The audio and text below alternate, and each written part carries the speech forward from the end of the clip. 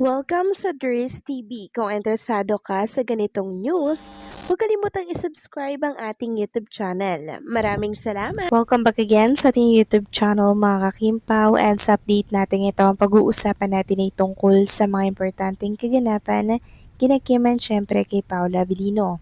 Pero bago po ang lahat, maraming salamat sa inyong patuloy na pagsuporta at pagsubaybay sa mga daily update natin. Kaya naman bilang pasalamat, narito pang isang napili kong komento patungkol ito sa naging previous update. Mula ito kay Ginang Edetana Donza. Sabi niya, hello there's good PM, thanks sa update ng Kim Pao. Well, sana tigilan na nila ang kababash kay Kimi. Kung iisipin, totoo naman, wala nang karapatan magsabi ng totoo. Si Kim nagtatrabaho, si Kimi, kaya syempre may karapatan siyang mag-comment regarding sa mga nangyayari sa ating bansa. Kaya itigil nyo na please. Marami nyong nasaktan.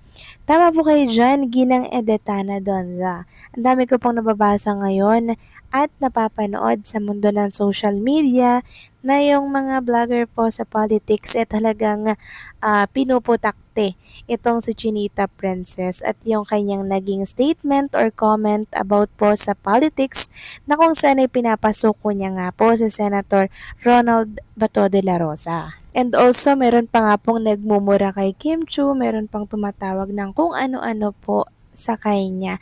So, grabe no, tahimik lang po si Chinita Princess. Hindi niya na po yun pinapatulan pa. Kasi nga po, pagpapatulan pa yan, mas lalo lamang pong hahaba ang pagdidiskusyonan dito po sa mundo ng social media.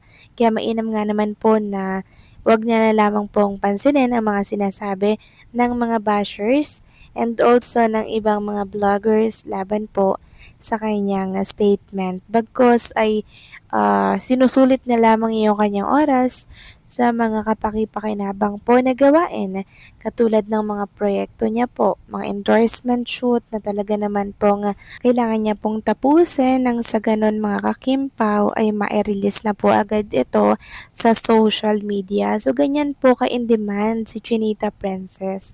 Kaya wala po siyang time na patulan pa itong mga bashers na to. Hayaan nyo, Ginang Edetana Donza, dahil pinagtatanggol naman natin lagi si Paulo and si Chinita Princess sa mga bashers. So maraming salamat po sa inyong komento, Ginang Edetana Donza. God bless po at mabuhay kayo. So eto na nga, pag-usapan na natin mga kakimpaw, mga topic po na nakalap natin sa update na to at unahin na nga nating talakayin ng tungkol dito. Sa sinabi ng isang netizen dito po sa X, naplap daw po ang May Labo Make It Disappear or ng project ni Chinita Princess. Grabe siya, no? Kaya ngayon pinutakti po siya ng mga Kimpaw fans. Sabi niya kasi, and that's low. Jimmy's earning are at 20 billion. And why is Kimpaw being thanked by fans here? Their teleserye is a flop anyway. So bakit daw natin pinasasalamatan ang Kimpaw or si Kim and Paulo? I-flop daw po yung teleserye nito. So grabe din ano? Hindi po maglalagay ang ABS-CBN ng pasasalamat po sa May Labo Make It Disappear kung hindi po ito kumita ng sobrang laki. Sabi nga po ng isang Kimpaw fan, bago ka magkalat ng kabobohan, magbasa muna ng financial reports. Hindi i-mention ng network ang May Labo Make It Disappear kung hindi ito hit. Sa dami ng hinaharap na aberya, Kimpaw still delivered massive revenue. Yung flop na sinasabi mo, imahinasyon mo lang yun para gumaan ang loob mo. Reality check sila, relevant at mayaman. Ikaw, bashers pa rin, iyak na lang baka sakaling mabawasan ang pait mo. Sabi pa ng isa, at hindi mo din pwedeng sabihing flop ang movie nila at yan na pinaka-highest grossing film during first quarter and one of the highest grossing in the whole year if I'm not mistaken, pang third sila. In short, di mo pwedeng i-discredit ang ambag ng Kimpaw. Yun lang yun. So ilan lamang po yan sa talagang rest back ng mga Kimpaw fans para po ipagtanggol si Kim and Paula Avellino sa sinabi niyang flop daw ang mga series na meron si Kim and Paulo. Ang hirap kasi sa ibang mga bashers, 'di ba? Hindi po sila nag-google or hindi po sila nagse-search, 'di ba? inuuna po nila yoong mga kanigahan po nila para nga naman mga kakimpaw, ibagsak ang tambalang Kim and Paolo. Well, hindi po sila magtatagumpay dahil sobrang tatag at may pundasyon ang tambalang Kim Pao. Samantalang next topic naman, pag-usapan naman natin mga kakimpaw tungkol dito sa ganap kay Paolo Avellino kanina para po yan sa Salon Pass. So marami pa rin kasi ang naghahanap kay Chinita Princess ngayon. So bakit daw sobrang tahimik ni Chinita Princess at may papost-post lang sa kanyang social media nagpo-promote po nung kanyang upcoming bagong design para po yan sa House of Little Bunny. So meron siyang time para mag-edit po ng mga video niya na pinopost niya po sa kanyang Facebook account para i-promote nga itong kanyang business na House of Little Bunny, no? Yung paglabas po ng kanilang bagong design by May 25. So, ibig sabihin, hindi busy si Chinita Princess. Meron kasi nagsasabi na may ganap din daw si Chinita Princess, may ganap din daw si Paula Avellino.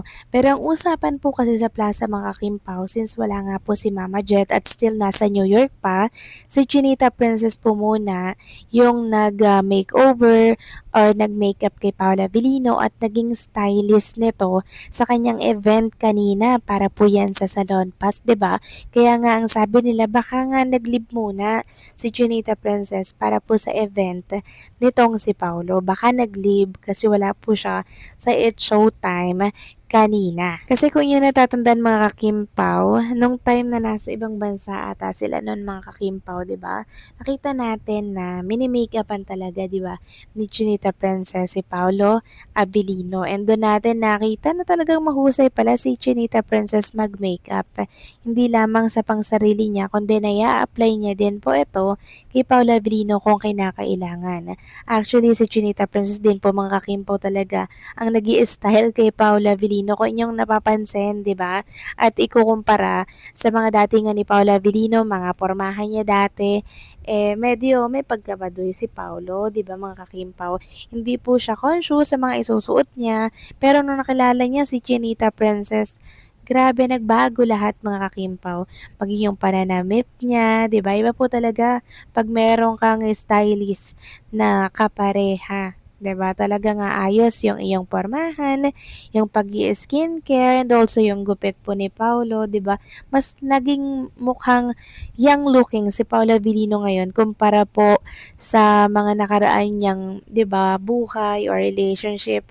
Mukha talaga siyang mama, mga kakimpaw. May time pa nga na mahaba yung buhok niya, 'di ba? Nung time na matagal na naman 'yun. Tapos malaki yung tiyan niya.